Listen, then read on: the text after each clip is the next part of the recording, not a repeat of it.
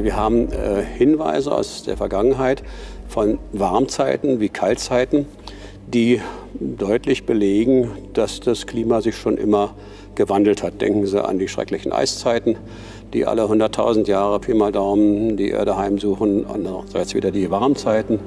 Und wenn man das vergleicht und sieht, dass es also a. wesentlich stärkere Erwärmungen wie auch Abkühlungen gab, auch in kürzerer Zeit, dann ist die heutige Erwärmung erstens nicht besonders groß und nicht besonders schnell.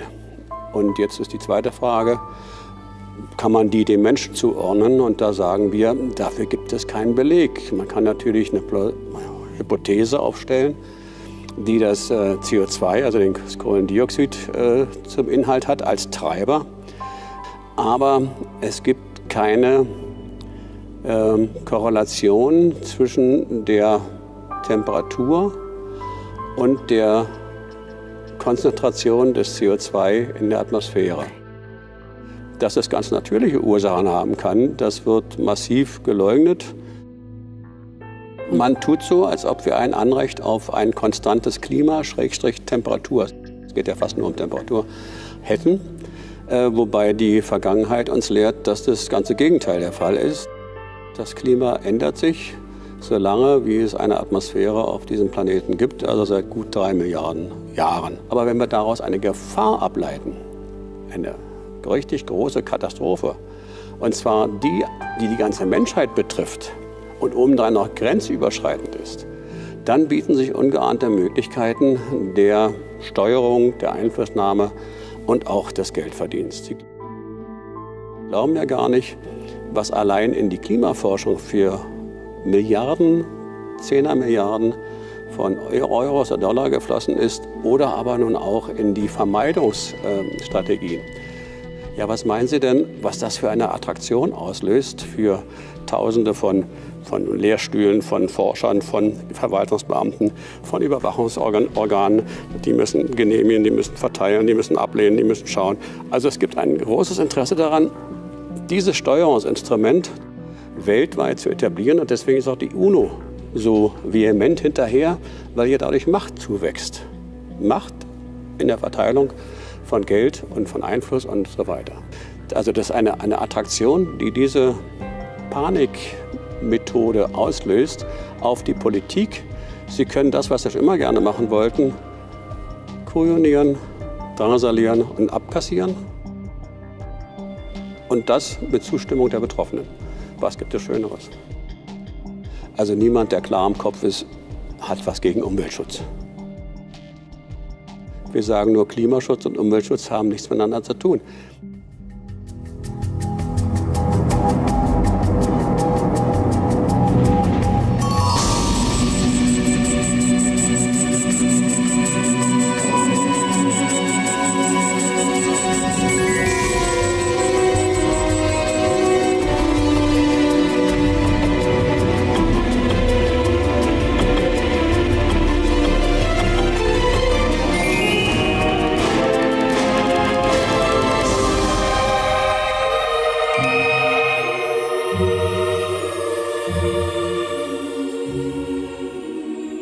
Let's create a more accurate picture of where we really stand on the issue of global warming, or, as it is now called, climate change. There are basically 3 groups of people dealing with this issue. Groups 1 and 2 are scientists. Group 3 consists mostly at its core of politicians, environmentalists, and media. Group 1 is associated with the scientific part of the United Nations International Panel on Climate Change, or IPCC Working Group 1. These are scientists who mostly believe that recent climate change is primarily due to man's burning of fossil fuels, oil, coal, and natural gas. This releases CO2, carbon dioxide, into the atmosphere, and they believe this might eventually dangerously heat the planet. Group 2 is made up of scientists who don't see this as an especially serious problem. It's the group I belong to. We're usually referred to as skeptics. We note that there are many reasons why the climate changes: the sun, clouds, oceans, the orbital variations of the Earth, as well as a myriad of other inputs. None of these is fully understood, and there is no evidence that CO2 emissions are the dominant factor. Here's where Group 3 comes in: the politicians, environmentalists, and media. Global warming alarmism provides them, more than any other issue, with the things they most want. For politicians, it's money and power. For environmentalists, it's money for their organizations and confirmation of their near religious devotion to the idea that man is a destructive force acting upon nature. And for the media, it's ideology, money, and headlines. Doomsday scenarios sell. Unfortunately, Group 3 is winning the argument because they have drowned out the serious debate that should be going on. But while politicians, environmentalists, and media types can waste a lot of money and scare a lot of people, they won't be able to bury the truth. The climate will have the final word on that.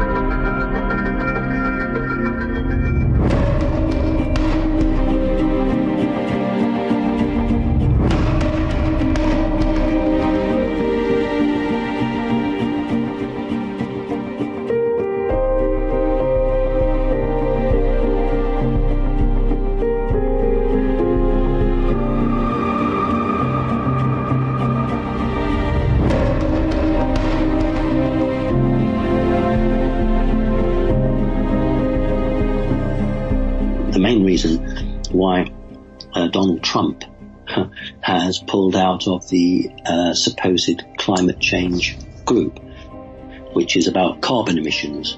And in fact, Donald Trump has called global warming a load of nonsense. He's actually right in the sense that global warming is not the heating of the atmosphere through carbon dioxide and gases. It's because the sun, our star, is increasing its vibrational rate in terms of the light that it bathes all the planets in the solar system with, and that's why all the planets in the solar system are heating up.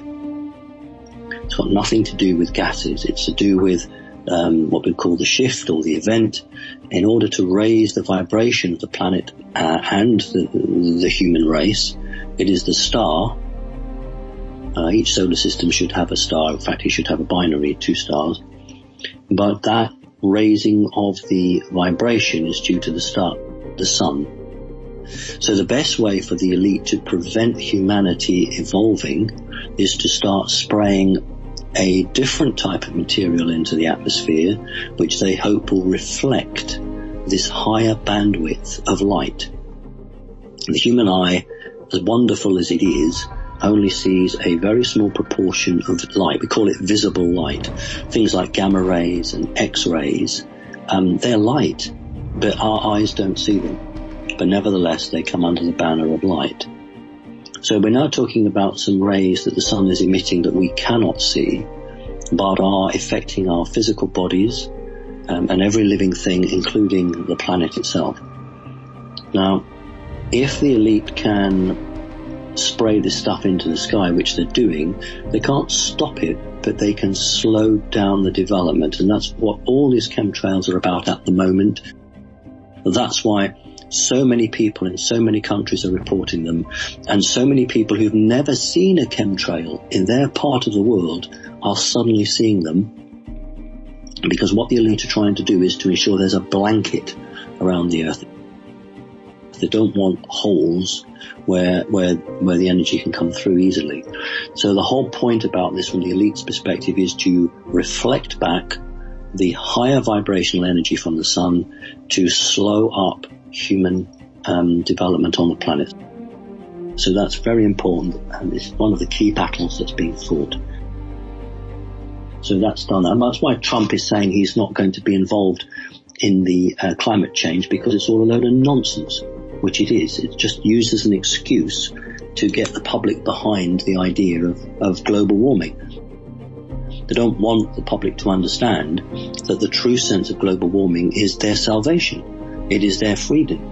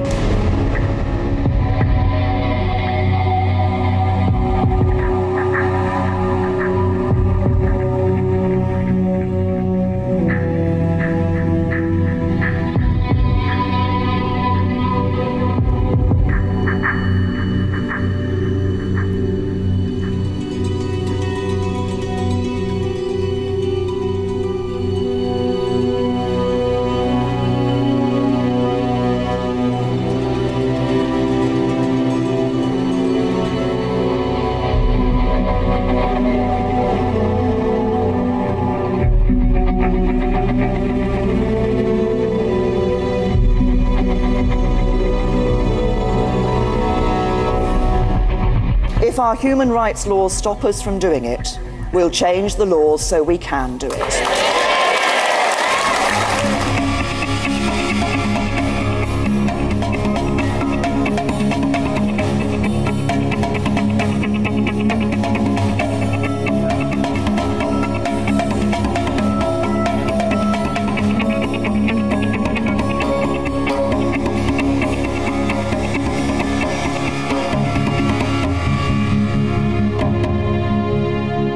The power elite of the world that is behind the so-called New World Order are trying to terrorize the Western world with state-sponsored terrorism, with all of these alleged terror attacks, getting us into a feeling of absolute panic and begging for protection, turning towards the ones that we think are there to protect us, not understanding that it's actually them doing it to us.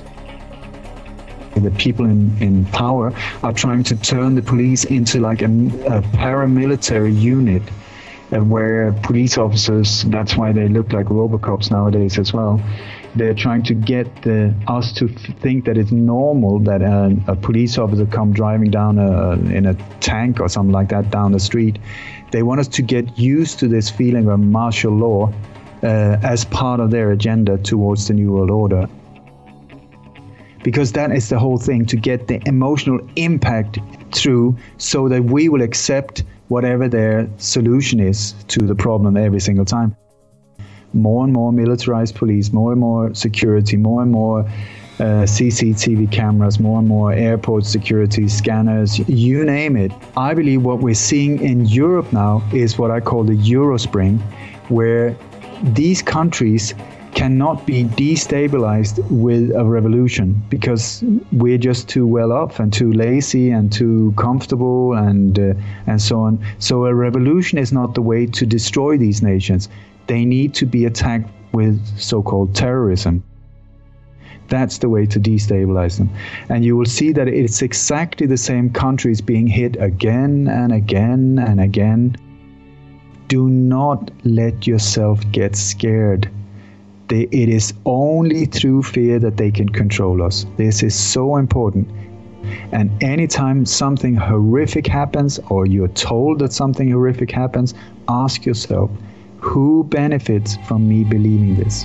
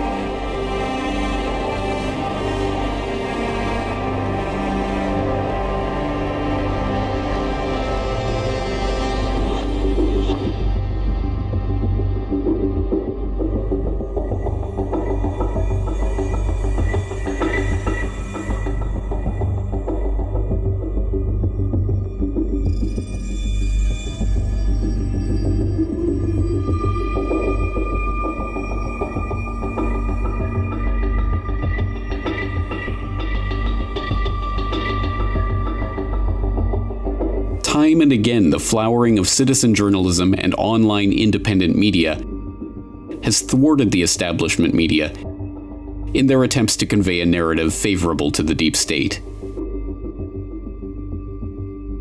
So it is no surprise then that in the wake of the latest false flag terror incidents in the UK, that British Prime Minister Theresa May has identified the free and open intranet as the greatest facilitator of terrorism. We cannot allow this ideology the safe space it needs to breed. Yet that is precisely what the internet and the big companies that provide internet-based services provide.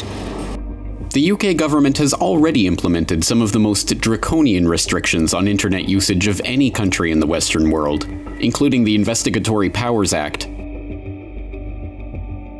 which requires internet service providers to store all internet users' data for at least 12 months in case the government wants to access it, and the Snoopers Charter, which grants government agencies and intelligence services the authority to hack into individuals' computer systems and the ability to collect masses of data on people's internet browsing history, regardless of whether they are even suspected of a crime. Of course, the crackdown on the online independent media and citizen journalism is not limited to the UK. Governments around the world are enacting laws and empowering their own intelligence services to surveil and control their own populations, curtailing the ability of independent media to counter the mainstream propaganda.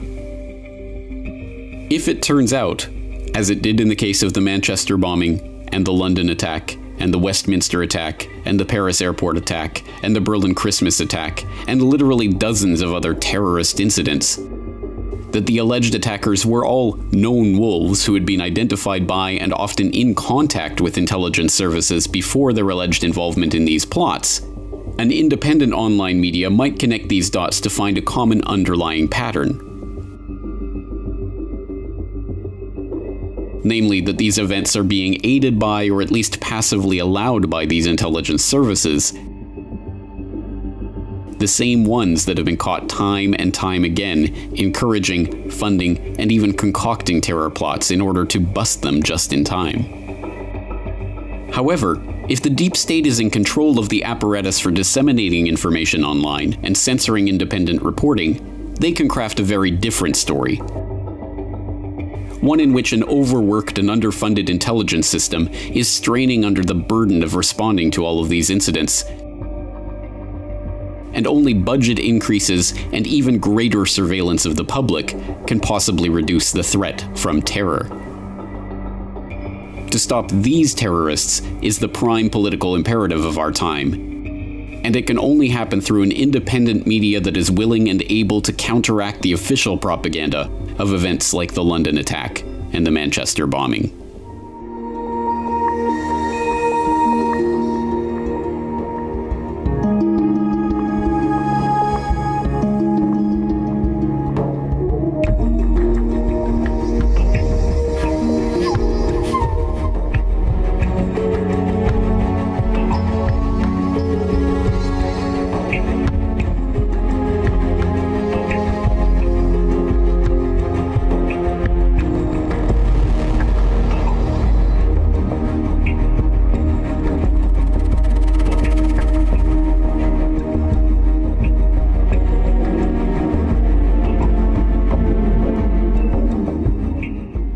This tension has been brewing for quite a while. Immediately after the election, vicious protests broke out nationwide, with America being split into two camps. Angry liberals, eager to denounce that Trump was not their president, came face to face with Trump supporters ready to defend their choice. And America hasn't been given the slightest chance to unite, with hate becoming the new norm promoted on all levels.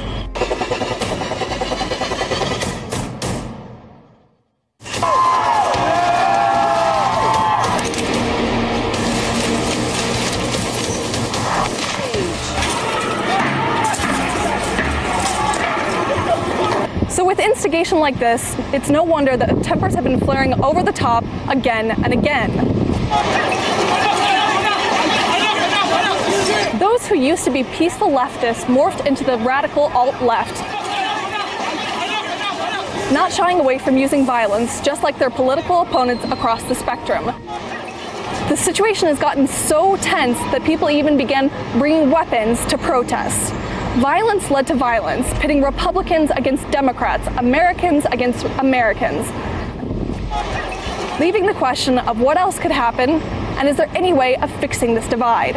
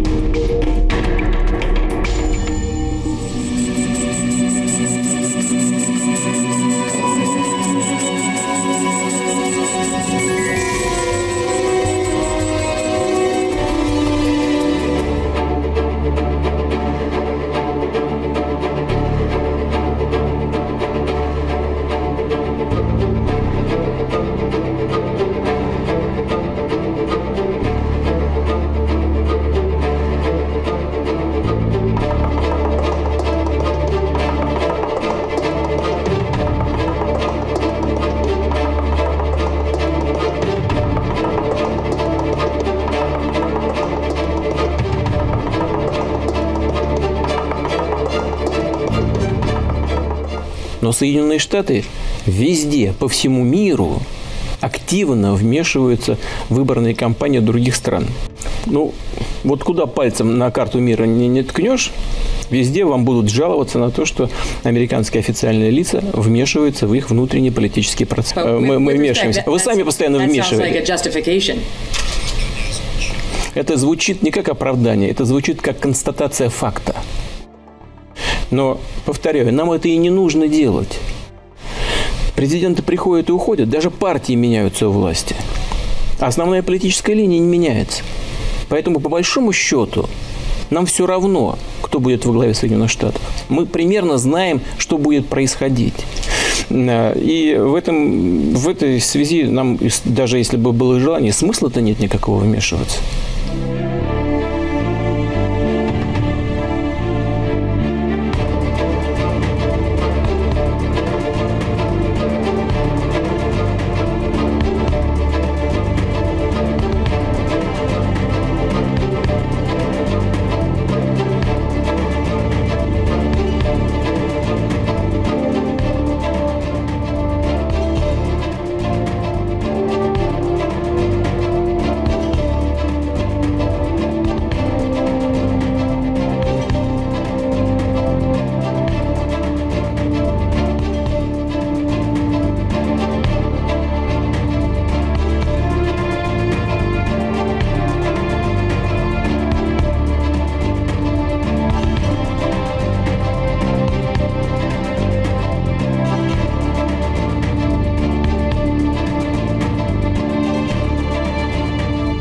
Сейчас нет ни Варшавского договора, ни Советского Союза, а НАТО существует. Возникает вопрос, а зачем? Ответ только один. Что бы там ни говорили, это инструмент внешней политики Соединенных Штатов. Соединенные Штаты требуют от своих союзников повышения военных расходов и в то же время одновременно говорят о том, что НАТО ни на кого нападать не собирается. А если вы ни на кого не собираетесь нападать, зачем увеличивать военные расходы? Давайте мы договоримся о единообразном понимании норм основополагающих принципов международного права и будем придерживаться этих правил.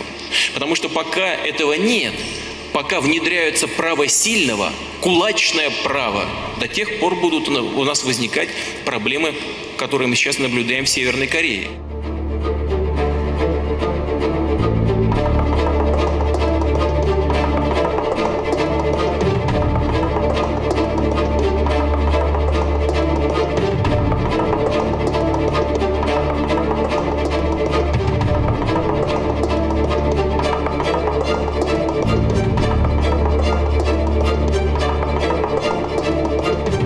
Понимаете, я уже общался и с одним президентом США, и с другим, и с третьим.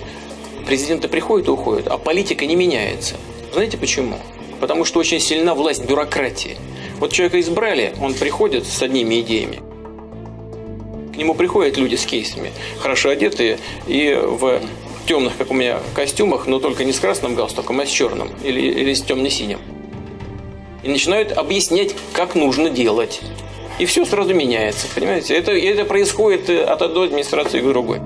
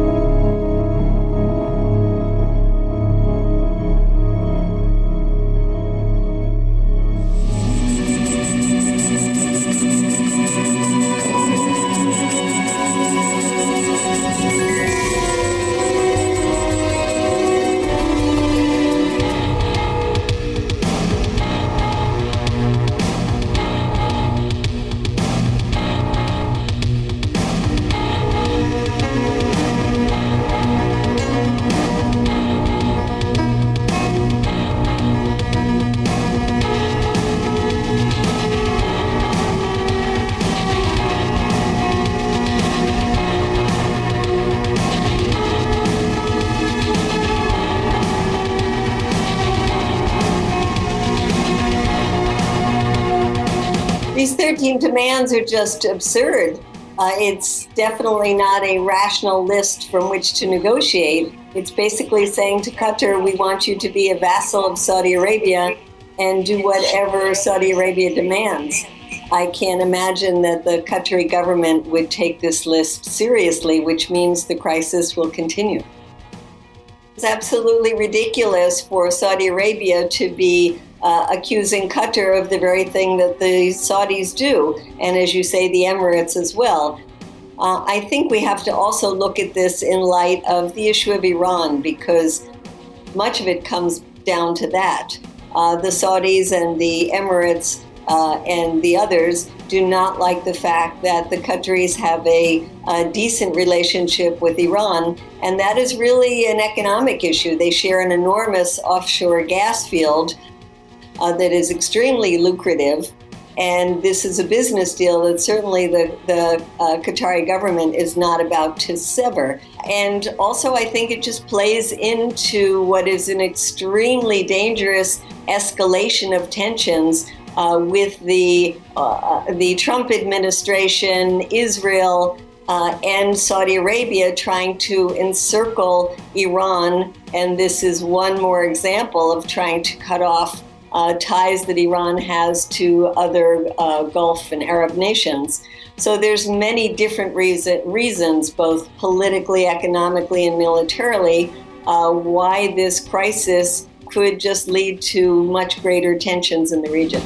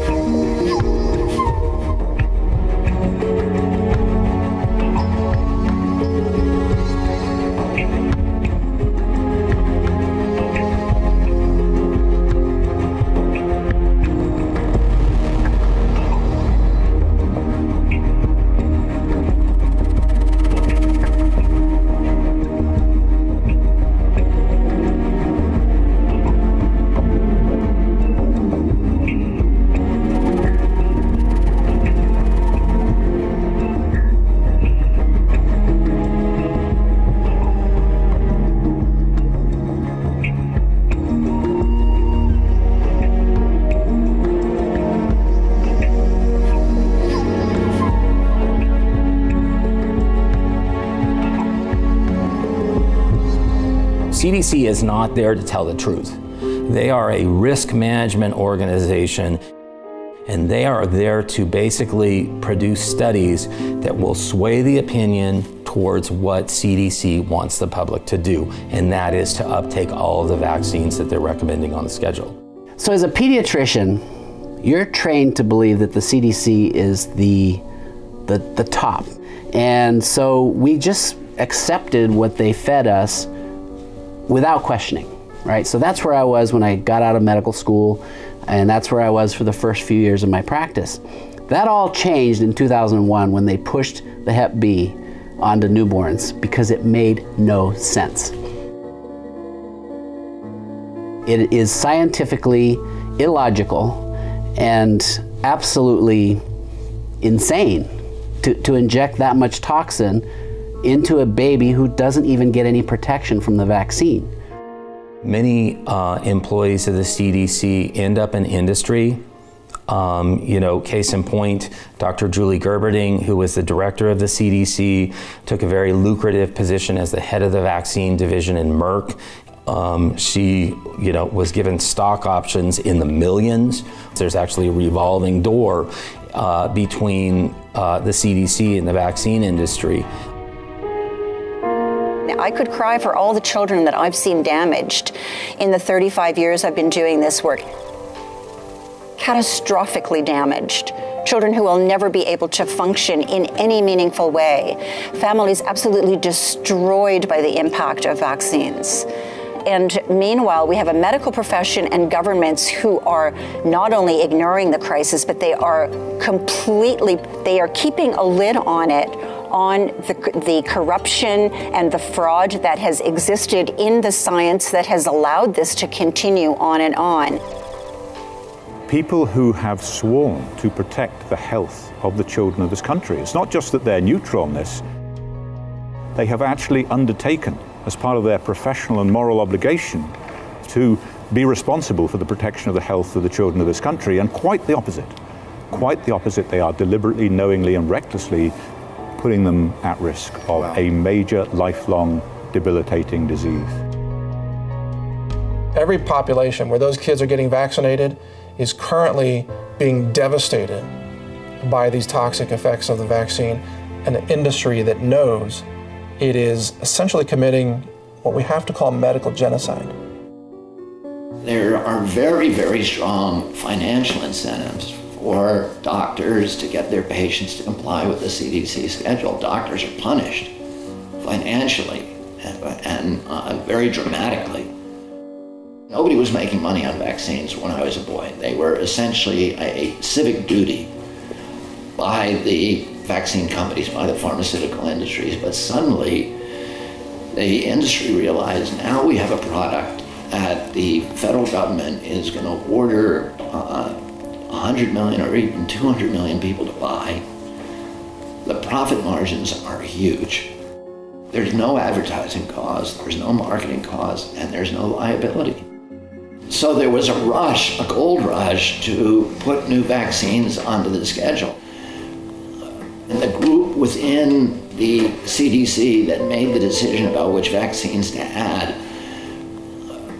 you know, in a perfect world, that would have been a group of kind of geeky scientists who were completely preoccupied with public health outcomes, and that's what it used to be.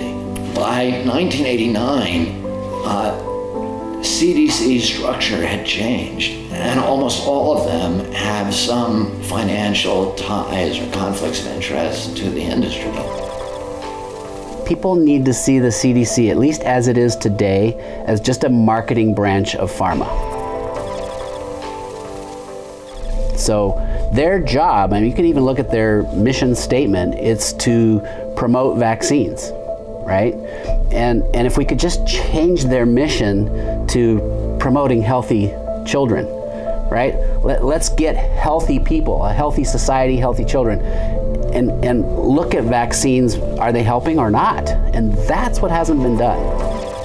Invoking violence with guns and threats and turning healthy people into disabled, handicapped people, harming children, killing children, suppressing science, suppressing voices, committing scientific fraud, covering up the information that could shine light on this. That's what the vaccine industry has become today. It is a criminal enterprise committing mass violence against innocent people everywhere around the world. There will be a day, I believe, when those who have committed medical violence against our children in the form of vaccines will be held accountable. Perhaps in their own lifetimes, with prosecutions of crimes against humanity. But even if that doesn't happen, they will be judged beyond this life. There's a spiritual judgment.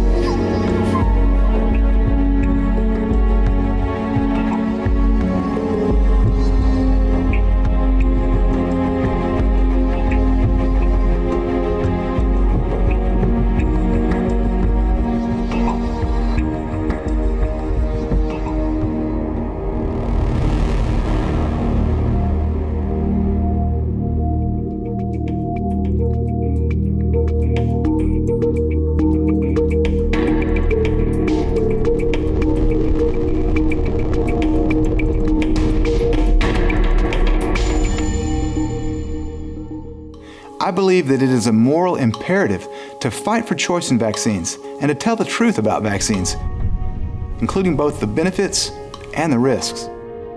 They want to have 90% of the population vaccinated with flu shots, DPT shots, MMR. One of the steps in the goals is to take away your right to refuse. And in 2010, the Gates Foundation put up $10 million to start this to be the decade of vaccines. We're at 2017, we only have 3 years left for people to become really aware of this and get involved in not allowing this to happen in the future. There's viral vaccines, there's bacterial vaccines, and the vaccines could be grown in human as well as animal tissue. Some examples are chicken fibroblasts and embryos, chicken retinal and kidney cells, monkey and dog kidney cells, human embryonic tissue, lung tissue specifically, the fibroblasts found in aborted human fetal tissue. The problem is that now we're finding that these substrates also contain other harmful additives like glyphosate. So glyphosate, which is Roundup, which is a pesticide made by Monsanto, is making its way into the vaccines as well. Something is happening to the brains of our children. Learning disability is not a given. Low tone, weak muscles, lack of coordination, not sitting still, not focusing, not paying attention, these are not things that are a given.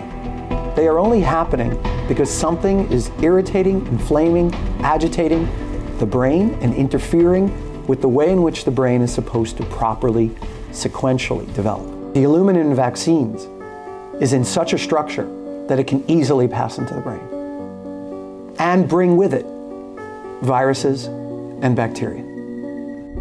The pharmaceutical industry uses particles like aluminum that are in vaccines to attach to drugs, to get them to go across the blood-brain barrier, because drugs don't go across the blood-brain barrier otherwise.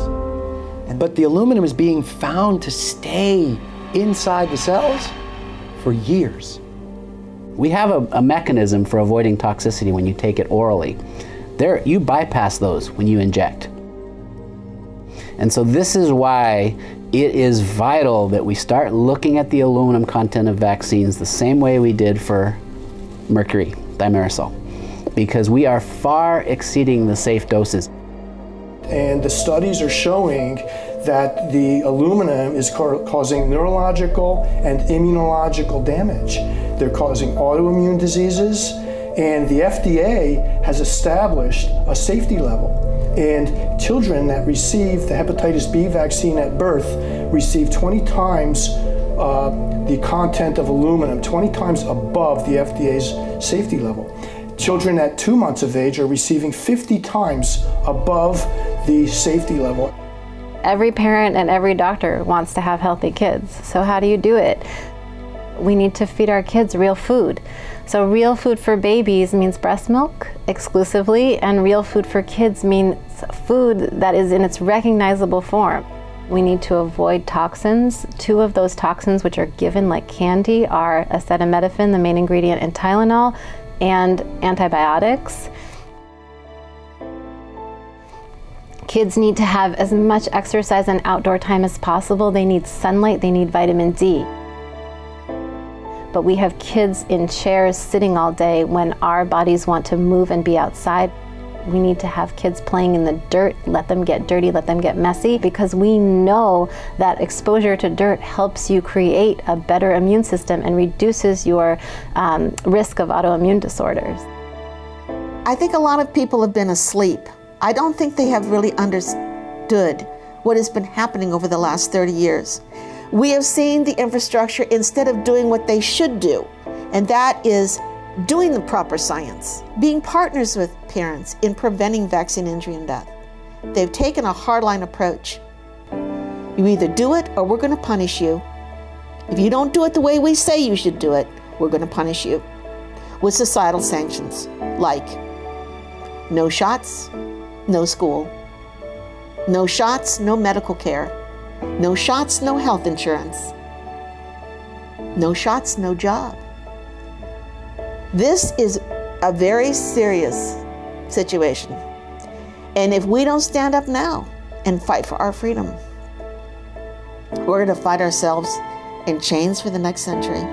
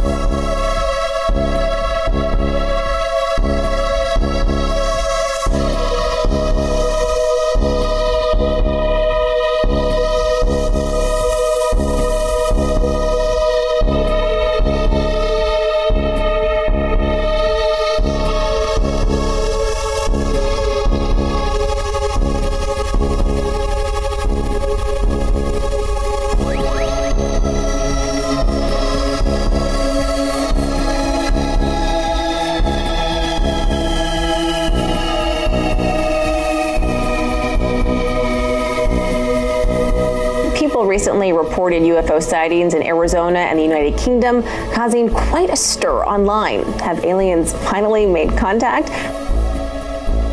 Nigel Vile, a resident of Frome, England, has captured a video of a UFO shooting over the skies of Clay Hill, Warminster.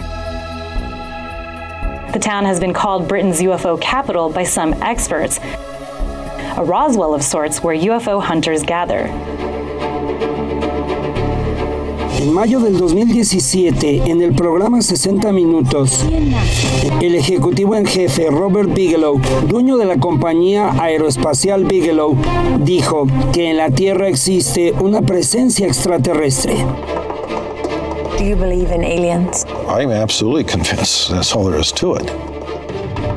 Do you also believe that UFOs have come to Earth? There has been and is an existing presence, an ET presence. And I spent millions and millions. I probably spent more as an individual than anybody else in the United States has ever spent on this subject. Is it risky for you to say, you know, in public that you believe in UFOs and aliens? I don't care. You don't worry that some people will say, did you hear that guy? He sounds like he's crazy. I don't care. Why not? It's not going to make a difference. It's not going to change reality of what I know. Do you imagine that in our space travels we will encounter other forms of intelligent life? You don't have to go anywhere. You can find it here. Yeah. Where exactly? It's just like right under people's noses.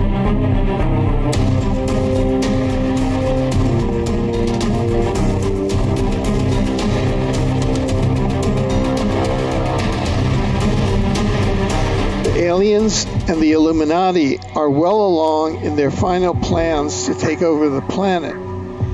In addition to creating and cloning millions of hybrids, they are seeking to robotize the human population through the transhumanist agenda so that it can be controlled electronically as well as from the fourth dimension. The goal is to eliminate as many humans as possible who are motivated from spiritual sources. When the human population that remains is vastly outnumbered by the hybrids and the dehumanized robots and slaves, we will become annexed to the alien empire. Essentially, we are a slave race already. We're completely run by banking, the media, Hollywood. All that is controlled by the Illuminati, who are part reptilian and part human, and they dominate in all those fields. So we are basically being kept here under a blanket, unable to reach out to the higher dimensions. It's all about mind control. That's how they control us, essentially. And they perfected a lot of those techniques already. They convinced Eisenhower that in 1954 that if he would allow them to abduct humans, in return they would give us tremendous technology, especially anti-gravity technology, which the Air Force people wanted very badly. And that was the deal. And the abductions are done by their slave race, the Greys. The Greys do the work for them. They create a hybrid body, which consists of DNA from the reptilians and the Greys and the human people. That creates a physical body that essentially cannot accommodate a human soul, spiritual humans. So all hybrids are essentially aliens. And even though the hybrids fit into human society and they can even fit into human workforces, they still are not human. So they're tied together with the reptilians. And therefore they're going to carry out the reptilian agenda. So we have the reptilian brain, and that's a problem. That's a problem because that makes us aggressive. That makes us sometimes hate-filled. And we have to conquer those feelings. But once we do and have it under control, then of course we've reached our goal. So we have the reptilian brain, but we also have the overlay of the mammalian brain and the rational brain, and they really are what keeping us. They are really what keep us civilized. But also, there's a very other important factor here. The reptilians do not have what we know as a heart or a loving capability. They don't have a heart chakra. They don't even know what it is to love. And basically, that's why they are essentially afraid of us. Because they know that if we actually develop that capability, their days on this planet are finished. They just understand domination and conquering other civilizations. The humans are able to love, and love is the key to our basic eventual victory. The fact that we can love is the key. to ultimately perhaps winning in this struggle. And we can also reach up into the higher dimensions. If we're allowed to do it, if we're not blanketed and we're not controlled, which we are mind controlled. But if we weren't, we would be able to bring down many more of the fifth and sixth dimensional capabilities. The reptilians know they have to keep us in lower consciousness in order to stay in control. Right. So they distract us.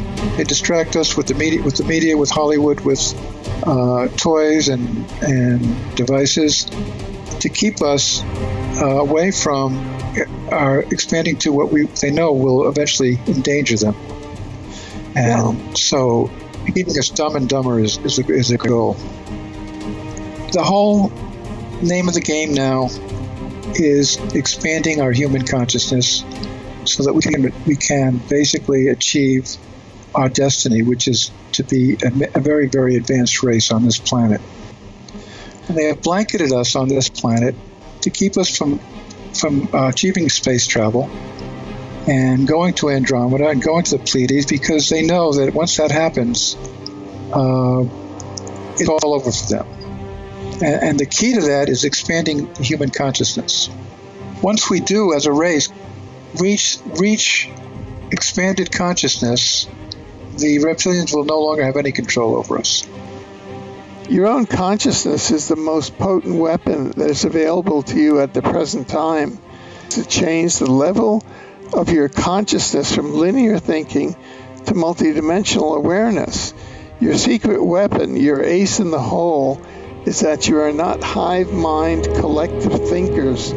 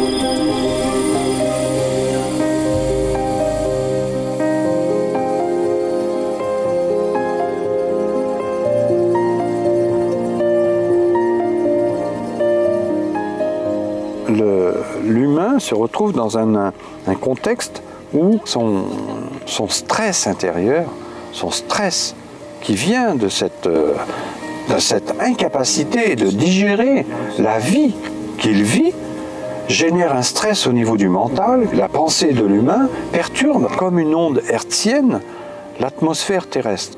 On a aussi bien un pouvoir de perturbation, mais aussi un pouvoir de réharmonisation. Donc on a intérêt à prendre conscience de nos pensées si on veut réhabiliter et prendre en compte le contexte dans lequel on se trouve et le réharmoniser. La pensée a un pouvoir créateur harmonisant qui est très très important. On a ce pouvoir-là, mais c'est vraiment une pensée qui doit venir du cœur et non du mental. Donc le mental est l'élément qui a perturbé tout ça. On a mis le mental à la place du cœur, alors que c'est le cœur qui décide et le mental qui exécute. Quand on rentre dans les écoles dès le début, on va faire en sorte que l'éducation nationale puisse vraiment intégrer sa doctrine de façon à ce que chacun devienne, à l'aide entre autres des vaccinations, des bons moutons qui vont tous dans le même sens, à condition que naturellement on rentre dans le rang, c'est-à-dire que la pensée unique qui nous est enseignée soit bien intégrée pour surtout pas regarder un petit peu à côté. Et on ne sait jamais, ça pourrait déranger. C'est comme ça qu'on a, depuis quand même un siècle et demi, on va dire, transformé l'humain avec un état souverain de soi en humain avec le moi groupe. C'est-à-dire on ramène l'humain au règne animal. On lui enlève sa capacité d'être souverain, c'est-à-dire de penser pour lui-même et par lui-même, mais avec une vision globale des choses. Donc devant un constat assez chaotique de la situation dans laquelle on se trouve, je pense qu'il faut rester très, malgré tout, positif et optimiste, parce qu'il y a énormément de ressources dans la nature et dans les guides de la nature, notamment qui se manifestent à travers le règne végétal et aussi les animaux dignes de ce nom, les animaux qu'on n'a pas exploités et mis dans un contexte de culture hors sol industrielle. On a ce pouvoir de recréer des liens avec la nature. L'âme est une entité spirituelle qui vient chercher des informations qui lui manquent pour être finie, pour être remplie totalement, comme un livre qu'on écrit ou comme un vase qu'on remplit. Le mal-être est toujours synonyme d'ignorance de notre âme. Qu'est-ce que j'ai besoin pour vivre? Qu'est-ce qui nourrit mon âme? Alors au vu du fonctionnement énergétique du corps humain, et dans la mesure où l'âme est venue chercher des informations qui lui manquent, on peut se poser la question, où va-t-elle trouver ces informations? Donc c'est vrai, ce qui nourrit vraiment notre âme, c'est par exemple le rire d'un enfant, le parfum d'une rose, l'eau d'un ruisseau, une source qui coule, voilà, la beauté d'un soleil levant, la goutte de rosée, etc. etc. Il n'y a que l'embarras du choix pour comprendre ce qui nourrit notre âme. Il ne faut pas oublier que la joie est la nourriture de la terre, c'est-à-dire qu'à chaque fois qu'on ressent un phénomène de joie, on va nourrir l'ensemble de notre environnement terrien. Et si la conscience de la joie se répandait sur Terre à la place de la conscience de la guerre, peut-être que ça modifierait très rapidement le climat, c'est-à-dire l'atmosphère. Quand on dit qu'il y a une atmosphère, eh bien l'atmosphère terrestre n'est peut-être pas en ce moment l'atmosphère joyeuse. La joie est vraiment la nourriture de la Terre. Et on a énormément de possibilités de transmettre la joie. Avant, les fêtes cardinales, qui étaient joyeuses avec des danses folkloriques qui accompagnaient les saisons, avec les travaux des champs, avec les récoltes et tout ça, comme la Saint-Michel, Pâques, Noël, la Saint-Jean, tout ça c'était des fêtes joyeuses. C'était ça qui nourrissait la terre.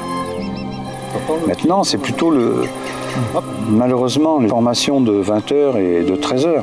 Bon, c'est pas toujours joyeux, on pourrait dire c'est jamais joyeux. Donc la joie étant la nourriture de la terre, je pense que c'est très important de prendre conscience qu'on doit nourrir la terre par la joie. Voilà, la joie et l'amour. Amour et gratitude.